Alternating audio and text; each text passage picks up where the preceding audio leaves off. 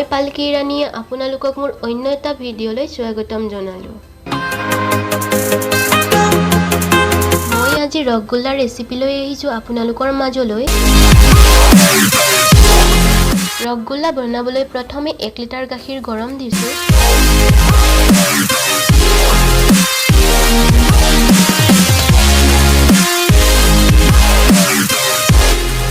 গাখীৰখিনি উতলি আহিলে গেছটো অফ কৰি দিব লাগে।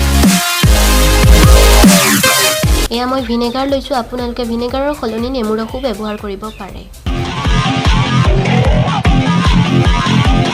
এতিয়া মই ভিনেগাৰ ডাঙৰ চামুচেৰে 1 চামুচ লৈছোঁ। এতিয়া ভিনেগাৰখিনিত গাখীৰখিনিত দি লাহে লাহে গাখীৰখিনি লৰাই দিব লাগিব।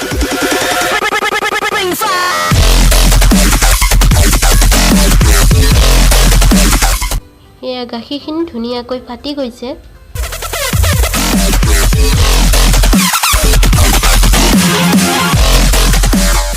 এতিয়া এখন কটন কাপোৰ লৈ তলত ফুটা থকা বাচন এটাত লৈ লৈছোঁ। এতিয়া লাহে লাহে চানাখিনি কাপোৰখনত দি চেকি ল'ব লাগিব।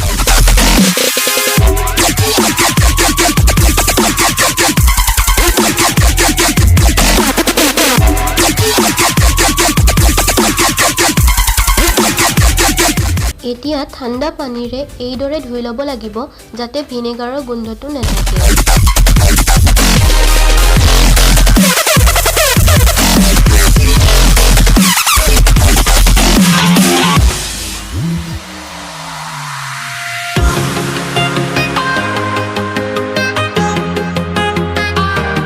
এতিয়া চানাৰ টোপোলাটো এইদৰে চেপি দিব লাগিব যাতে এক্সট্ৰা পানীবোৰ ওলাই যায়।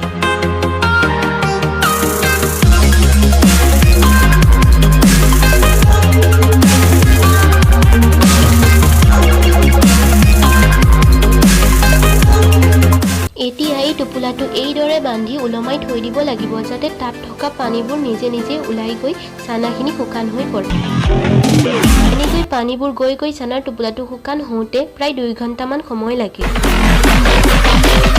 এতিয়া শুকান চানাখিনি এখন থালত ওলাই লৈছোঁ।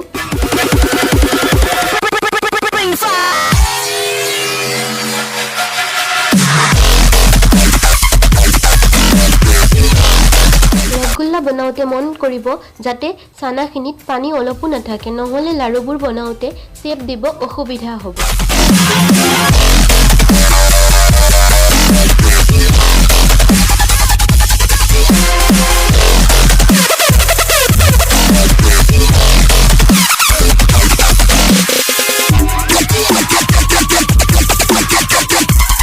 এতিয়া মই ইয়াত 2 চামুচ কৰ্ণফ্লাৱাৰ দিম।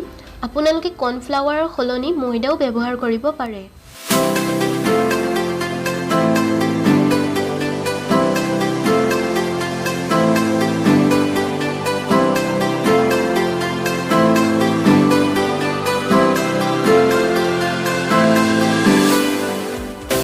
আৰু চানাখিনি হাতৰ তলুৱাৰে এইদৰে মঠি ল'ব লাগিব।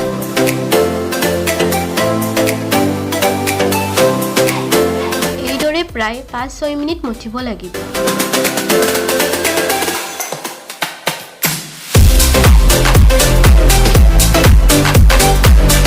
কৰ্ণফ্লাৱাৰে চানাখিনি ছফ্ট হোৱাত সহায় কৰে।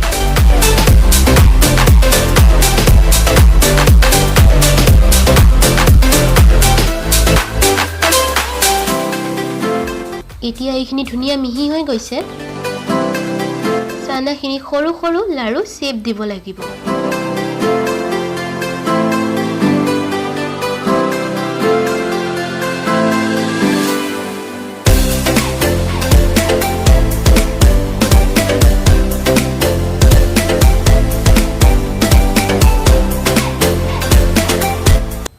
এইদৰে গোটেই চানাৰখিনিৰ লাড়ু বনাই ল'ব লাগিব।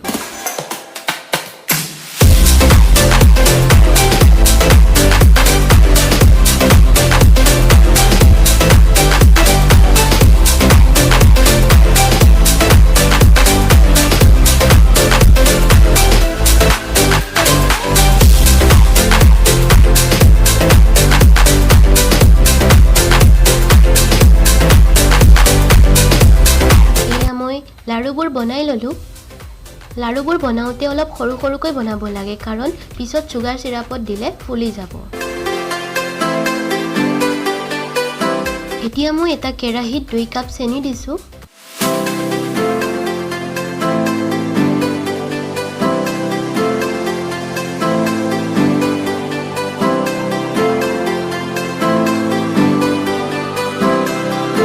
আৰু পানী 7 কাপ দিছোঁ।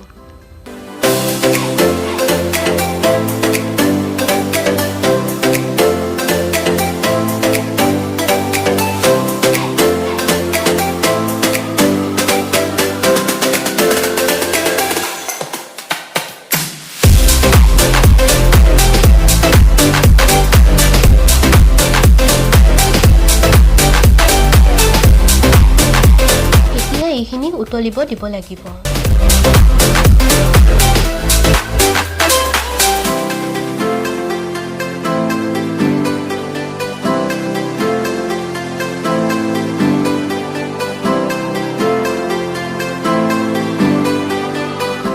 এতিয়া লাড়ুবোৰ এটা এটাকৈ চেনি চিৰাপখিনিত দি গৈছোঁ।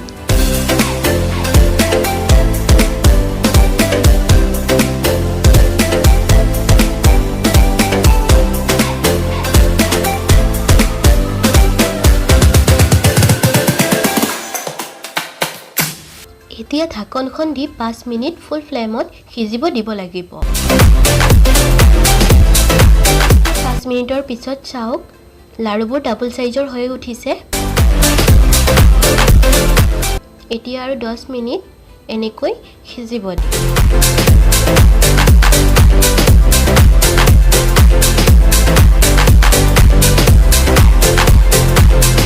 এইখিনিতে মোৰ এটা ৰিকুৱেষ্ট থাকিল, যদি মোৰ এই ভিডিঅ'টো ভাল লাগে তেন্তে লাইক, শ্বেয়াৰ, কমেণ্ট আৰু ছাবস্ক্ৰাইব কৰি দিব আৰু ওচৰতে থকা বেল আইকনটো ক্লিক কৰিব নাপাহৰিব।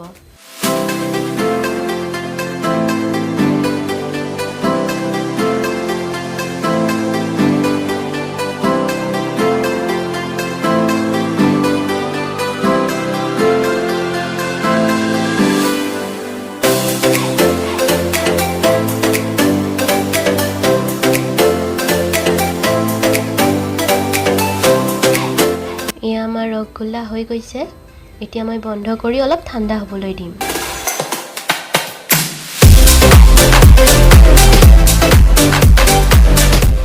ঠাণ্ডা হোৱাৰ পিছত মই এতিয়া এটা আপোনালোকক ভাঙি দেখুৱাইছোঁ।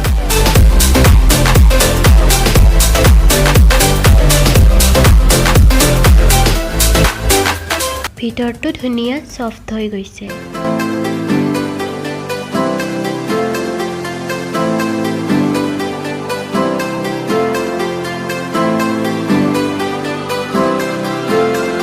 আজিলৈ আহোঁ, আকৌ লগ পাম এটি নতুন ভিডিঅ'ৰ সৈতে। ধন্যবাদ।